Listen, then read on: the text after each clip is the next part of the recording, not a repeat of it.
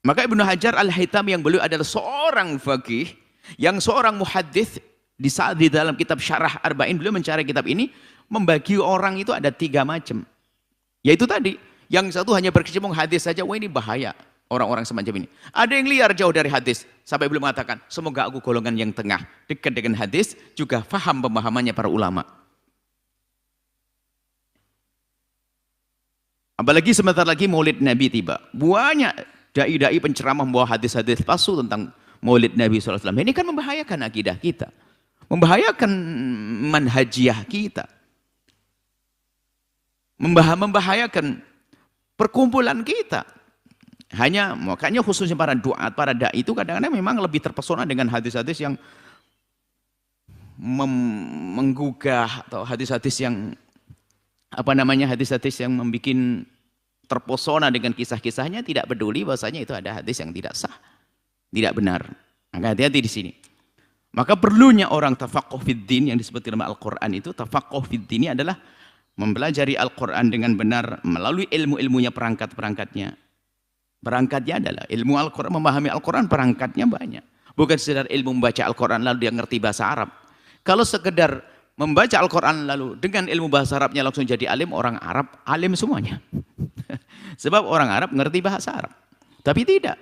Di antara sahabat Nabi yang jumlahnya waktu itu diperkirakan 100.000 lebih, fuqahanya hanya puluhan saja, belasan bisa dihitung. Termasuk dari Imam Abu Hurairah, termasuk Imam Abdullah bin Abbas dan yang lainnya. Baik. Ini adalah masalah hadis. Jadi di sana ada kelompok akhir zaman ini seolah-olah dia menghafal Al-Quran. Quranin, tapi gak mau dengan hadis Nabi SAW adalah sesat. Bukan produk Islam. Dan ini mulai tersebar. Jauh daripada sunnah Nabi SAW. Dan itu sebenarnya memang bukan produk Islam. Tujuannya adalah menjauhkan dari Islam, dari Allah. Jadi gini loh ya, Allah, kitab, sunnah, dan seterusnya.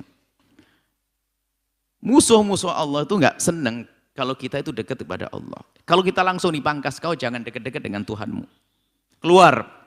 Jangan percaya dengan Tuhanmu, nggak bisa. Mau turun, jangan dekat dengan agamamu, ya nggak bisa. Nggak bisa. Jangan dekat dengan agamamu. Lalu bagaimana? Ya sudahlah.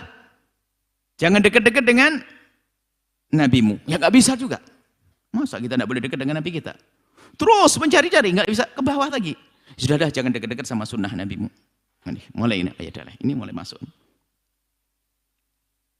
Sehingga akhir-akhirnya ada upaya-upaya menjauhkan kita dari Allah, dari Rasulullah dengan bermacam-macam cara.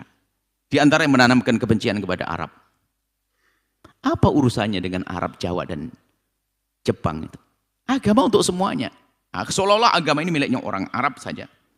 Sehingga ditanamkan kebencian kepada Arab. Na'udzubillah, Nabi Muhammad Arabi. Ada kan upaya itu? Sebenarnya bukan Arab yang dicutukan mereka. Bagaimana kita tidak senang dengan Islam? Karena Islam turun di negeri Arab. Seolah-olah bahasanya, jangan ikut-ikut Arab. Loh, memang Arab ada Fir'aun, bukankah Musa juga di sana? Jangan melihat Arab hanya Abu Jahalnya, baginda Nabi ada di Arab loh ya gitu. Cuman kadang orang memang upaya untuk menjauhkan dia. Termasuk ada sekelompok juga menjauhkan kita dari Nabi Muhammad dengan cara halus. Menjauhkan sunnah Nabi, tapi tidak model ingkar sunnah, model Quranin, tidak. Dengan menanamkan kebencian dengan pembawa-pembawa sunnah, yaitu menanamkan kebencian kepada sahabat Nabi. Ini mulai Abu Hurairah yang kita sebut hari ini. Lihat, pokoknya Anda kalau pengen tahu sebuah kelompok agama Islam yang mulai ada di Indonesia, kalau dia mulai merinding atau mulai jidatnya kerut atau alisnya naik di saat menyebut Abu Hurairah, hati-hati, dia akidah sesat. Hati-hati, nggak usah pokoknya aja Abu Hurairah. Abu Hurairah habis-habisan. Kenapa? Abu Hurairah paling banyak membawa hadis. Termasuk Siti Aisyah habis-habisan diantemin. Ini kelompok-kelompok yang nggak benar itu. Termasuk Sayyidina Umar, Sayyidina Abu Bakar. Nah ini. Tujuannya apa itu semuanya? Untuk menjauhkan kita dari Allah. Dari Islam. Nah kalau Islam itu adalah hadis sebanyak itu, sabda Nabi dihilangkan. Menghilangkan kan nggak bisa. Caranya apa? Ditanamkan keraguan-raguan dengan pembawanya. Ini model lain lagi selain dari Quranin. Quranin tidak menanamkan kebencian kepada sahabat-sahabat, tapi ada orang saat ini mulai menanamkan kebencian kita kepada Sayyidina Abu Bakar As-Siddiq, kepada Sayyidina Umar bin Khattab, kepada putri beliau Sayyidat Hafsah, Sayyidat Aisyah, kepada Abu Hurairah. Ini ada, hati-hati. Lebih baik kita pasang rambu-rambu, karena bajunya macam-macam dia. Kadang nggak ngaku, bahkan dia kelompok apa nggak ngomong. Pokoknya kalau ada orang sudah mulai mempermasalahkan tentang Sayyidina Umar bin Khattab, Sayyidina Abu Bakar Siddiq, Sayyidat Hafsah, Sayyidat Aisyah, apalagi kisah hadithul ifki, tentang fitnah yang dihembuskan kepada Siti Aisyah, kalau dia mulai menyebarkan, dia adalah pembawa fitnah. Jangan dekat-dekat dengan dia. Mau jadi menantu, batalin. Mau jadi mertua, no. Karena ini membawa akidah sesat. Itu membenci Sayyidina Abu Bakar, Sayyidina Umar, Sayyidat Hafsah, Sayyidat Aisyah. Sampai begitu kejamnya menggelari Sayyidat Hafsah dan Sayyidat Aisyah adalah orang-orang yang disusupkan kepada kemuliaan baginda Nabi. Allah.